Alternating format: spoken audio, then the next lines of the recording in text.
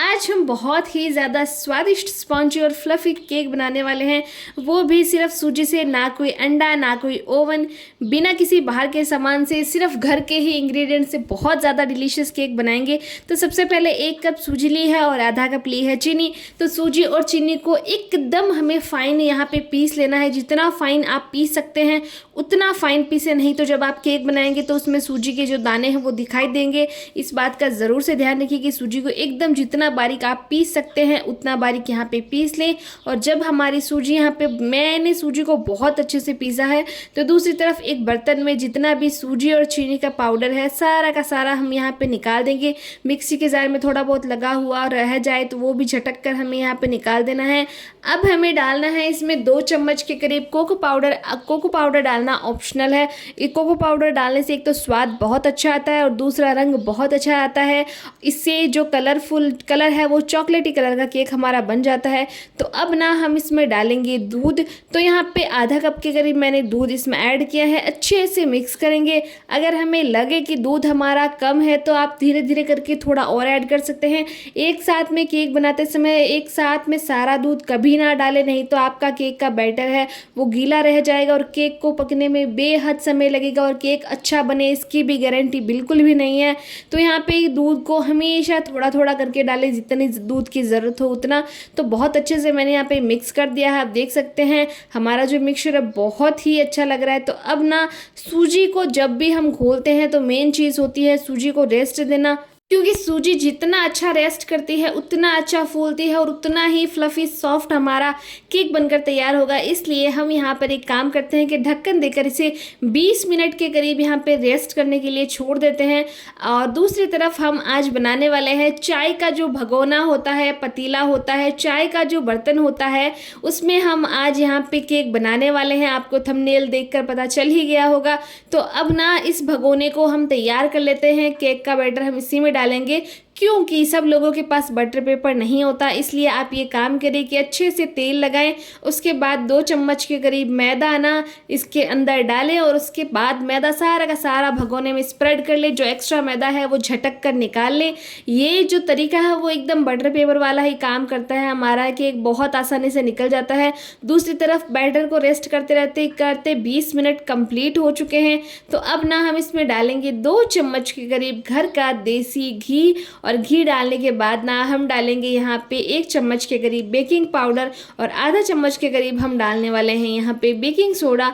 इन सबको डालने के बाद आपको ध्यान रखना है कि आपको एक ही डायरेक्शन यानी एक ही दिशा में इस बैटर को अच्छे से घुमाना है। अगर आपको लगे इस स्टेज पर कि हमारा बैटर टाइट है तो आप यहाँ पे थोड़ा सा और दूध ऐड कर सकते हैं। अगर आपको लगे कि आपका बैटर गीला हो गया है तो आप एक काम करें कि थोड़ी सी ज़्यादा सूजी नहीं डालनी, बस थोड़ी सी सूजी आप ऐड कर सकते हैं और बैटर में अच्छे से मिला सकते हैं। उसके लिए ये हो सकता है कि आपका जो केक है वो फीका बन जाए। अगर आप ऊपर से सूजी ऐड करें तो उसके साथ साथ आपको थोड़ा सा चीनी भी और ऐड करना है पिसा हुआ। इस बात का ध्यान रखें।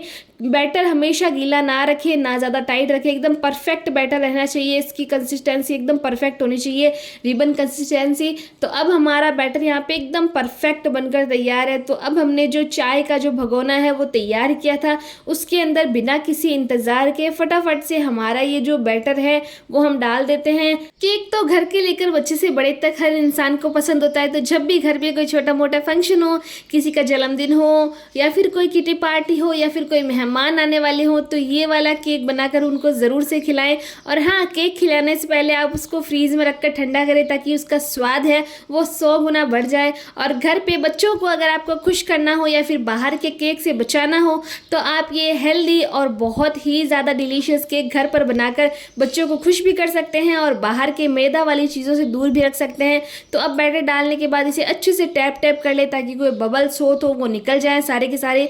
और अब ना हम इसको अच्छे से गार्निश करने वाले हैं, क्योंकि आज हम ड्राई फ्रूट वाला हेल्दी केक बनाने वाले हैं।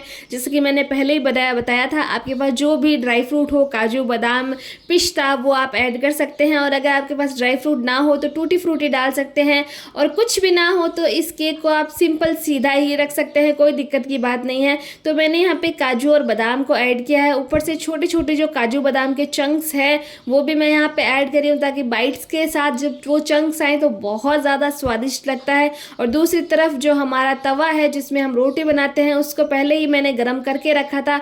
और तवे के ऊपर हमें रखना है स्टैंड, और स्टैंड के ऊपर हमें यहाँ पे रखना है जिस भी बर्तन में हम केक बना रहे हैं। मैं यहाँ पे पहले शूट करना भूल गई थी, मैंने जो है बर्तन सीधा रख दिया था। उसके बाद मुझे याद आया कि अरे इसके ऊपर तो स्टैंड भी रखना था। और मैंने यहाँ पे इसे प्रॉपर 35 मिनट के करीब लो फ्लेम पर पका लिया है। और 35 मिनट के बाद ना मैंने यहाँ पे ढक्कन हटाया और मैंने यहाँ पे टूथपिक डाल के जब इसे देखा तो मुझे लगा कि साइड से तो हमारा केक प्रॉपर बेक हो चुका है, लेकिन जो बीच वाला पार्ट है वो अभी भी हल्का गीला है। इसलिए मैंने ढक्कन देकर इसे 5 मिनट के करीब लो फ्लेम पर और पकने दिया। और 5 मिनट के बाद जब मैंने वापस इसका ढक्कन हटाया तो वापस से हमने यहाँ पे न्यू टूथपिक का यूज़ किया है देखने के लिए कि हमारा केक एकदम परफेक्ट बेक हुआ है या नहीं, और कहीं केक टूथपिक के चिपक तो नहीं रहा है। तो मैंने यहाँ पे मैं आपको भी बता देती हूँ, केक हमेशा जो है बीच वाला जो पार्ट है वो एकदम लास्ट में बेक होता है केक के। तो जब आप भी केक को चेक करें तो हमेशा सेंटर है उसमें एक चाकू चम्मच या फिर टूथपिक डाल के चेक करें कि आपका केक बेक हुआ है या नहीं। तो हमारा केक यहाँ पे प्रॉपर बेक हो चुका है। अब ना इसे तवे से निकाल लेते हैं और इसे 10-15 मिनट के करीब रूम टेम्परेचर पर आने देते हैं। तो रूम टेम्परेचर पर हमारा केक आ गया था, तो उसके बाद ना इसे डीमोल्ड कर लेते हैं। तो सबसे पहले चाकू की मदद से इसके जो किनारे हैं उसको हल्के हाथ से हम यहाँ पे छुटा लेते हैं। देखो मेरे घर वालों को तो केक बहुत ज़्यादा पसंद है, इसलिए मैं हफ्ते में एक बार तो केक बनाकर ट्राई कर ही लेती हूँ। चाहे किसी भी तरह का केक हो मैं ज़रूर से बनाती हूँ और वो बहुत चाव से खाते हैं। और ये जो आज हमने केक बनाया है ये केक तो भाई साहब टी के साथ यानी कि चाय के साथ बहुत ज़्यादा अच्छा लगता है। आप ज़रूर से ट्राई करें चाय के साथ इसे खाने का। और अगर सीधा खाएं तो सीधा भी खा सकते हैं। और ट्रस्ट में अगर आपने किसी मेहमान को ये बना के खिला दिया तो वो आपसे रेसिपी तो ज़रूर से पूछेगा। और सबसे बड़ी बात कि बच्चे मन भर के इसे खा सकते हैं क्योंकि इसमें कोई भी अनहेल्दी इंग्रेडिएंट नहीं है। घर पर बनाया एकदम साफ शुद्ध केक है और बिल्कुल भी मैदा का यूज़ नहीं किया क्योंकि मैदा बिल्कुल भी अच्छा नहीं होता बच्चों के लिए, बड़ों के लिए, किसी के लिए भी नहीं। तो मैंने यहाँ पे कढ़ाई जो हमारा पतीला था उसको उल्टा करके केक को बाहर डीमोल्ड कर लिया था। जो डीमोल्ड करने का वीडियो था वो गलती से डिलीट हो गया, इसलिए मैं यहाँ पे डाल नहीं पाई, उसके लिए लिटरली सॉरी। और बहुत स्मूथली हमारा केक बाहर आ गया था। और यहाँ पे आप देख सकते हैं मैं केक का एक पीस तोड़ के बताती हूँ यहाँ पे कितना ज़्यादा जालीदार सॉफ्ट बना है। आप भी ज़रूर से बनाएं। And thanks for watching the video.